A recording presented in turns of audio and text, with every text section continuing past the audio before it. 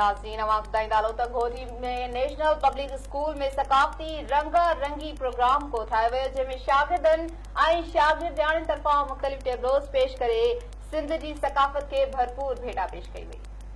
तफ़सील लाइ ॾिसूं था मुश्ताक लघारी जी रिपोर्ट।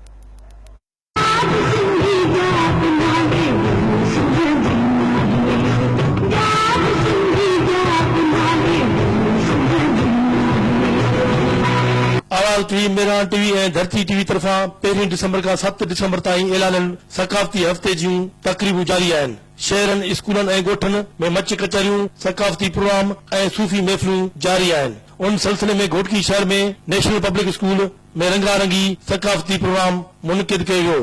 प्रोग्राम में स्कूल के प्रिंसिपल सफीर अहमद कोलाची, उस्ताद सिराज अहमद, आवाज़ टीवी जो रिपोर्टर मुश्ताक लघारी, मेहरान टीवी जो रिपोर्टर एहसान किलवड़ ऐं धरती टीवी जो रिपोर्टर फ़कीर मोहम्मद टावरी समेत उस्तादनि, शागिर्दनि ऐं शागिर्दियाणियुनि वॾे अंग में शिरकत कई। उन मौके ते शागिर्दनि मुख़्तलिफ़ टेबलोस पेश करे क़ौमी गीतनि ते झुमरियूं पाए सिंध जी सकाफ़त के उजागर कयो।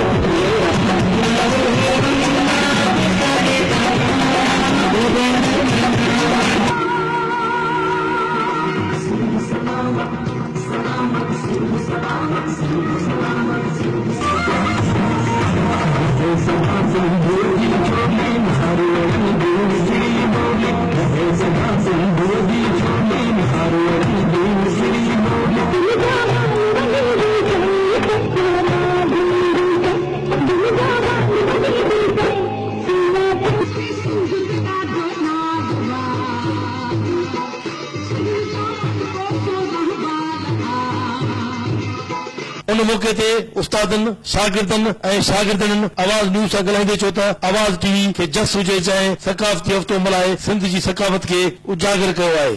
जेको इन आवाज़ चैनल वारनि सिंधी सुजागर के सिंधी जेकी है सकाफ़त के हिसाब सां जेके प्रोग्राम कयो आहे उन जे हिसाब तमामु वधीक ख़ुशी थी आहे। जाग बेटा ये घोड़ो तो के सिंधड़ी थी सगड़ा करे मरण पयूं मारवियूं काबू आहिनि कोट असी तुजी वोट ॾाढनि खे ॾारे वेझूं। असां आवाज़ टीवी वारनि खे सलाम पेश कयूं था जे सकाफ़ती हफ़्ते जो ऐलान। असीं आवाज़ टीवी जे टीम के दिल की गहराई से सलाम पेश करता हूं और हम बहुत शुक्रगुजार हैं कि वो आए हमारे स्कूल में और हमारा प्रोग्राम देंगे चैनलों पर और हमारे स्कूल में सिंधी सकाफ़त आज मनाया गया है। असां तमाम शुक्रगुजार आहियूं अज असांजे स्कूल में टोपी अजरक सकाफ़ती हफ़्तो शुरू थियण सां ई सॼी सिंध जियां घोटकी ज़िलो बि सकाफ़ती रंगनि सां रंगजी वियो आहे। कैमरामैन फरीद मलिक सां गॾु मुश्ताक लघारी, आवाज़ टीवी न्यूज़।